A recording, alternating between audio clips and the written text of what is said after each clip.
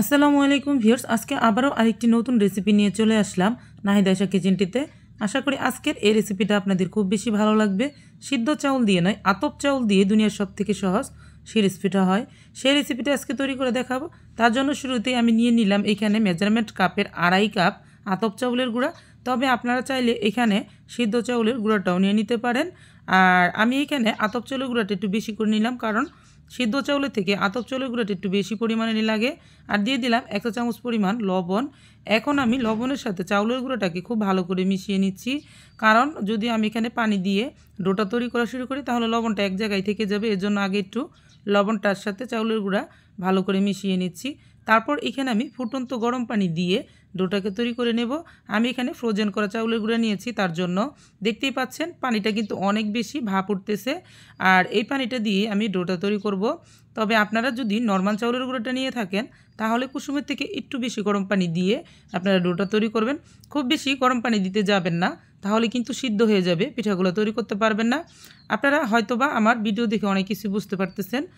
আশা করি আপনারা ভালোভাবেই বুঝতে পারবেন, কারণ আপনারা সবাই চান আতপ চাউলের গুঁড়ো দিয়ে পিঠা তৈরি করতে। সবসময় অ্যাভেলেবেল কিন্তু সিদ্ধ চাউলের গুঁড়োটা সবার হাতে থাকে না।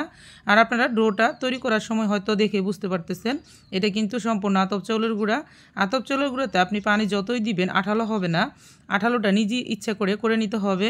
তো দেখতে পাচ্ছেন আমি অল্প অল্প করে পানিটা দিয়ে দিচ্ছি, একেবারে দিচ্ছি না, কারণ একেবারে দিলে হয়তোবা বেশি হয়ে যেতে পারে। আর এই অবস্থায় কিন্তু দেখতে পাচ্ছেন যে নরম আছে। ফুটন্ত গরম পানি দিয়েছি ফ্রোজেন করা চাউলের গুঁড়াতে, তারপরেও কিন্তু এটা কিন্তু আঠালো হচ্ছে না। এভাবে কিন্তু সিরিজ দিয়ে আমরা পিঠা তৈরি করতে পারবো না, তাহলে কিন্তু একটার সাথে আরেকটা পিঠা লেগে যাবে, ডিজাইনই হবে না। তো কিভাবে আপনারা এভাবে একদম সিদ্ধ চাউলের মতন আঠালো করবেন সেটা আমি আজকে আপনাদেরকে দেখিয়ে দিচ্ছি। আর কিছুক্ষণ এরকম করার পর আমি এটাকে কিন্তু চুলার উপরে নিয়ে যাব। দেখতেই পাচ্ছেন এটা কিন্তু এখনও অনেকটাই পাতলা আছে, আর এটা কিন্তু হাত দিয়ে মুথে নিলেও আঠালো হবে না। তো যেই প্রক্রিয়ায় আপনারা আঠালো করতে পারবেন সেই প্রক্রিয়া আমি দেখিয়ে দিচ্ছি। এই যে দেখুন চুলার উপরে আমি একদম লো ফ্লেমে, মানে চুলাটা যতটুকু লো রাখা যায় ঠিক অতটুকু লো শেষ পর্যায়ে রেখে তারপরে চুলার উপরে এরকম দিবেন, বসিয়ে দিয়ে হাত দিয়ে একটু নাড়াচাড়া করতে থাকবেন। এটি কিন্তু অনেক গরম আছে, দেখতে পারতেছেন, হয়তো আপনারা দেখে বুঝতে পারতেছেন। তো এই গরম অবস্থায় চুলার উপরে একটু নাড়াচাড়া করলেই নিচ দিয়ে এগুলা কিন্তু এই যে দেখুন আঠালো আঠালো হয়ে আসতেছে।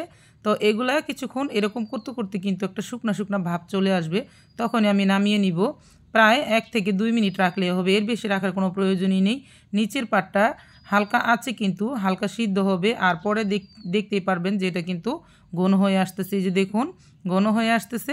তো এই পর্যায়ে আমি নামিয়ে নিই একটু ঠান্ডা করে, তারপর হাত দিয়ে যখন মথে নিব তখনই কিন্তু এটা একদম আঠালো হয়ে যাবে।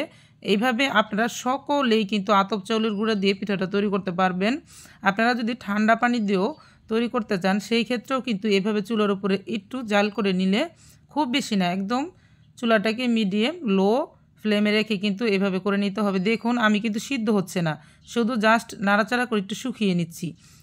এটার যে হালকা আঁচটা লাগতেছে তাতেই কিন্তু এটা হালকা হালকা একটু শক্ত হয়ে যাচ্ছে। আর এইভাবে কিন্তু শিরিষ পিঠাটার ডিজাইনটা কিন্তু খুব সুন্দর হবে। আর যদি এরকম একদম সফট রেখে নরম রেখে পিঠাটা তৈরি করেন সেই ক্ষেত্রে পাতা পিঠা হয়ে যাবে, কিন্তু শিরিষ পিঠা হবে না, একটার সাথে আরেকটা ডিজাইন লেগে যাবে। তো এই পর্যায়ে আমি কিন্তু চুলাটাকে অফ করে দিয়েছি, দেখতে পাচ্ছেন যে অনেকটা ঘন হয়ে গেছে। এখন নামিয়ে খুব ভালো করে হাত দিয়ে মথে নিলেই কিন্তু একদম সিদ্ধ ড্রয়ের মতন হয়ে যাবে, সিদ্ধ চাউলের গুঁড়ার মতন ড্র। তো এখন আমি খুব ভালো করে মথে নিচ্ছি। আসলে প্রিয় দর্শক, আমরা কিন্তু আতপ চাউলের গুঁড়ার পিঠা সবাই তৈরি করতে চাই, কিন্তু একটু ভিডিওটা দেখে বুঝে নিলে কিন্তু আপনারা সবাই তৈরি করতে পারবেন। দেখুন আমার এখানে কিন্তু এই যে ডোটা একদম আঠালো হয়ে গেছে। এভাবে কিন্তু আওলা চালের ডোটা সহজে আঠালো হতে চায় না। তো আমি আপনাদেরকে আজকে যে প্রক্রিয়াটা দেখিয়ে দিলাম এভাবেই কিন্তু আপনারা আতপ চালের ডোটাকে তৈরি করে নিতে পারবেন। এখন আমি এখানে একটু ফুড কালার দিয়ে দিচ্ছি। আমি একটা ফুড কালারই ব্যবহার করব আজকে, এটা আমি রেড ফুড কালার দিয়ে দিচ্ছি। যদি আপনাদের কাছে ভালো লাগে তাহলে আপনারা ফুড কালার দিবেন, না হলে এমনিতে সাদাও তৈরি করতে পারবেন। তবে এখন আমি কালারটা দিয়ে খুব ভালো করে মিশিয়ে নিচ্ছি।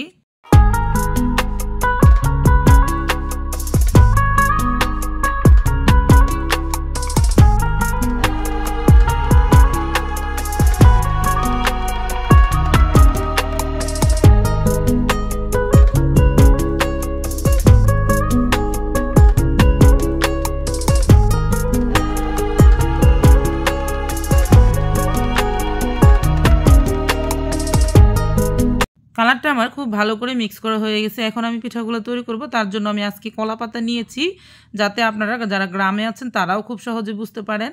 দেখতে পাচ্ছেন আমি এখানে কলা পাতার ভিতরে 4 কোনা এঁকে নিয়েছি, আর এই 4 কোনা পিঠাগুলো আজকে তৈরি করব।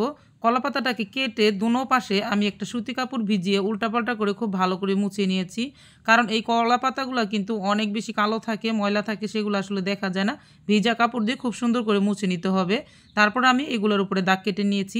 এখন আমি পিঠাগুলো তৈরি করব। তবে আপনারা চাইলে প্লাস্টিকের উপরেও তৈরি করতে পারেন, পেপার কাগজের উপরে, অথবা আপনারা চাইলে কাঁঠাল পাতাতেও তৈরি করতে পারেন।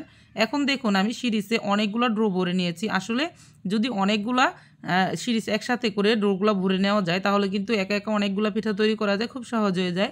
তার জন্য আমি সবসময় একা তৈরি করি, আর এগুলো কিন্তু আমি একসাথে অনেকগুলো সিরিজ ভরে নেই। এখন আমি আপনাদেরকে একদম কাছ থেকে পিঠাটা তৈরি করে দেখিয়ে দিচ্ছি। প্রিয় দর্শক দেখুন, এই যে আমি ডিজাইনটা দিয়ে দিচ্ছি, এটা কিন্তু আতপ চাউলের গুঁড়ার পিঠা। যদি আমরা ওইভাবে ডোটা তৈরি না করতাম তাহলে কিন্তু এইভাবে ডিজাইনটা একটার উপর একটা উঁচু হয়ে থাকতো না, একবার লেগে যেত যদি নরম থাকতো। তার জন্য কিন্তু আমি আপনাদেরকে চুলোর উপরে ওইভাবে প্রক্রিয়াটা দেখিয়ে দিলাম, তারপর আবার ভালো করে হাত দিয়ে মথে নিয়েছিলাম। এই কারণে কিন্তু আতপ চাউলের পিঠাগুলোও তৈরি করলে হুবহু একদম সিদ্ধ চাউলের পিঠার মতনই হবে। আর ডিজাইনগুলো দেখতেই পারতেছেন সিদ্ধ চাউলের মতন উঁচু উঁচু হয়ে আছে। তো আশা করি বুঝতে পারছেন। অবশ্যই আপনারা একটু ভিডিওটা খেয়াল করে দেখে নিলেই সবাই আতপ চাউলের গুঁড়ো দিয়ে পিঠাটা তৈরি করতে পারবেন। প্রিয় দর্শক এখন কিন্তু আমি আপনাদেরকে খুব কাছ থেকে পিঠাগুলো তৈরি করে দেখিয়ে দিচ্ছি, আর এভাবে আমি অনেকগুলো পিঠা তৈরি করব। আর আপনারা যাতে বুঝতে পারেন, বুঝতে সুবিধা হয়, তার জন্যই কিন্তু আমি হাতের উপর নিয়ে এইভাবে ডিজাইনগুলো তৈরি করে আপনাদেরকে দেখিয়ে দিচ্ছি।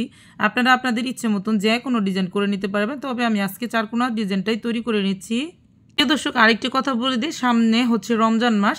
আপনারা যারা এইসব পিঠাগুলো তৈরি করতে আগ্রহী তারা কিন্তু আগে থেকে এই পিঠাগুলো এই সময়েই কিন্তু তৈরি করে রেখে দিতে পারেন, কারণ রমজান মাসে আমরা যেহেতু অনেক ইবাদত বন্দেগীতে ব্যস্ত থাকি এবং অন্যান্য কাজও থাকে, তার জন্য কিন্তু রমজান মাসে এইসব পিঠাপুলি তৈরি করার সময় থাকে না। তার জন্য কিন্তু আপনারা অবশ্যই এই মাসটিতে পিঠাগুলো তৈরি করে সংরক্ষণ করে রাখতে পারেন, আর খুব সহজেই তৈরি করতে পারবেন, সেটা সিদ্ধ চালের হোক অথবা আতপ চালের হোক।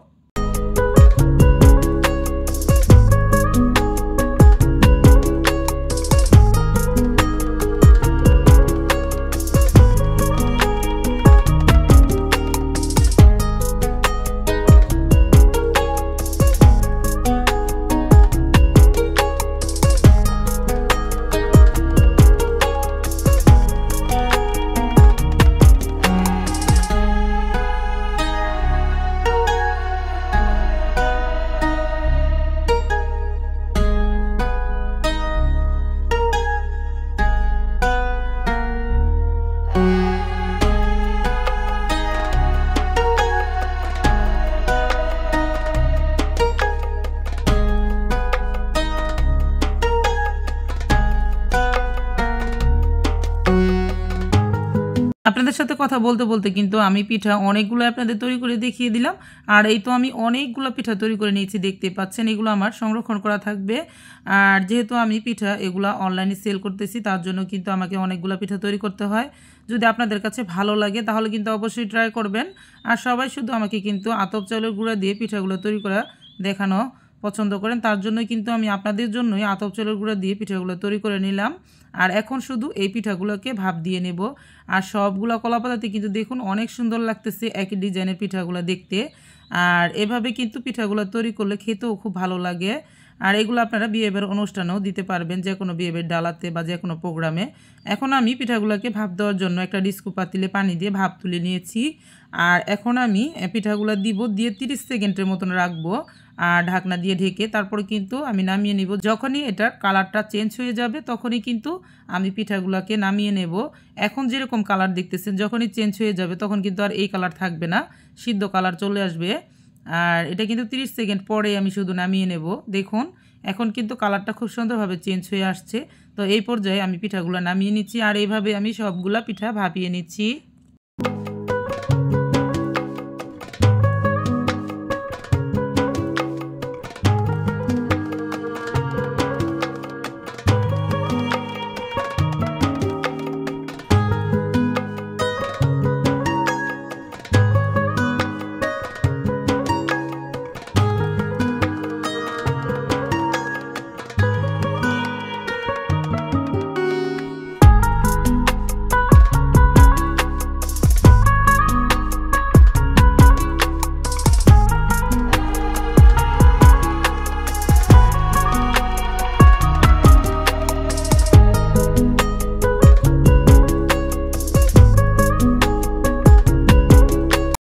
প্রিয় দর্শক, ভিডিওটি কিন্তু অনেক বেশি লং হয়ে যাচ্ছে, তারপরও আপনাদের বোঝার সুবিধার্থে আমি ধীরে ধীরে ভিডিওটি আপনাদের সামনে শেয়ার করলাম। এই তো দেখতে পাচ্ছেন সবগুলো আমি ভাপ দিয়ে নিয়েছি। এখন আলতো হাতে টান দিলে খুব সুন্দরভাবে কিন্তু উঠে যাবে। আর এই পিঠাগুলো কিন্তু রোদ্রে শুকা দিলে খুব তাড়াতাড়ি শুকিয়ে যাবে, কারণ আতপ চাউলের গুঁড়ার পিঠাগুলো কিন্তু খুব কম সময়ে কিন্তু শুকিয়ে যায়। আর আপনারা অবশ্যই রোদ্রে শুকানোর সময় খেয়াল করবেন যাতে করে বেশি রোদ লেগে না যায়। একটু নরম থাকা অবস্থায়, তার মানে একদম কাঁচা না, এই পাট উপাট উল্টিয়ে দিলে যখন বুঝতে পারবেন যে এটা শুকিয়ে গেছে বা আর একটু বেশি শুকানোর দরকার আছে, অতটুকু না রেখে দ্রুতই নামিয়ে নেবেন, কারণ দুই পাশটা একটু ভালো করে শুকিয়ে গেলে নামিয়ে নেবেন। বেশি শুকিয়ে গেলে কিন্তু আতপ চাউলের গুঁড়ার পিঠাগুলো জোড়া ছেড়ে দিতে চাইবে আর টুসটুস করে শব্দ হয়ে সব ভেঙে যাবে। এর জন্য আপনাদের সব কিছু আমি বুঝিয়ে বলে দিলাম। এদিকে কিন্তু পিঠাগুলো আমি সম্পূর্ণ ছাড়িয়ে নিয়েছি, দেখতেই পাচ্ছেন। আর এখন আমি শুকিয়ে নেব। আর প্রতিটা পিঠাই কিন্তু অনেক বেশি কিউট আর অনেক বেশি সুন্দর হয়েছে। যদি আপনাদের কাছে ভালো লাগে অবশ্যই ট্রাই করবেন। আর এদিকে আমার পিঠাগুলো শুকিয়ে নেওয়া হয়ে গেছে, দেখতে পাচ্ছেন। আর সবগুলা পিঠাই কিন্তু আমার একটুও ভেঙে যায়নি। আমি আপনাদেরকে যেই প্রক্রিয়া বলে দিয়েছি ওইভাবে শুকিয়ে নিলে কিন্তু পিঠাগুলো ভেঙে যাবে না। আর এই তো দেখতে পাচ্ছেন। তো এখন এই পিঠাগুলো কিন্তু আপনারা সারা বছরের জন্য সংরক্ষণ করতে পারবেন, যেহেতু সামনে রমজান মাস। আগে ভাগে পিঠাগুলো তৈরি করে সংরক্ষণ করা যাবে। আর এখন আমি এই পিঠাগুলোকে ভেজে নেব আপনাদেরকে দেখিয়ে দেওয়ার জন্য। সবগুলা পিঠা ভাজবো না, কিছু পিঠা আমি ভেজে নেব আর কিছু পিঠা আমি সংরক্ষণ করে রেখে দেব। পিঠাগুলো ভেজে নেওয়ার জন্য চুলাতে আমি সামান্য পরিমাণে সয়াবিন তেল দিয়ে কড়াইতে গরম করে নিয়েছি। আর এখন পিঠাগুলো দিব আর উল্টে পাল্টে নিব। আর পিঠাগুলো দেওয়ার পরে হাতল দিয়ে একটু চাপ দিয়ে ধরলেই কিন্তু পিঠাগুলো একদম সোজা সোজা হয়ে থাকবে, বাঁকা হবে না।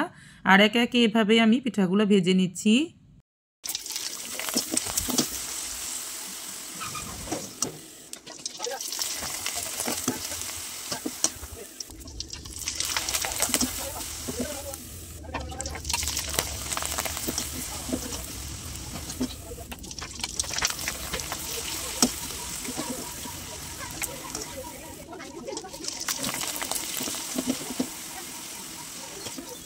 দর্শক, সবগুলো পিঠা আমি ভেজে নিয়েছি, দেখতে পাচ্ছেন। পিঠাগুলো ভেজে নেওয়ার পর কিন্তু অনেক বেশি ভালো আছে।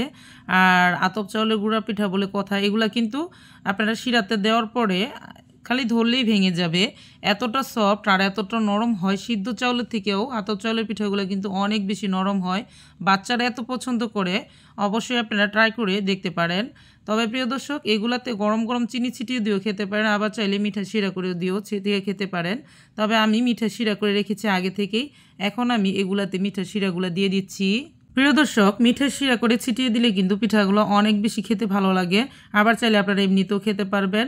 তবে যদি আমার এই ভিডিওটি আপনাদের কাছে ভালো লাগে বা আপনার কোনো উপকারে আসবে বলে মনে হয়, তাহলে ভিডিওটিতে একটি লাইক দিয়ে দিতে পারেন। খুব বেশি ভালো লাগলে চ্যানেলটিকে সাবস্ক্রাইব করে রাখতে পারেন।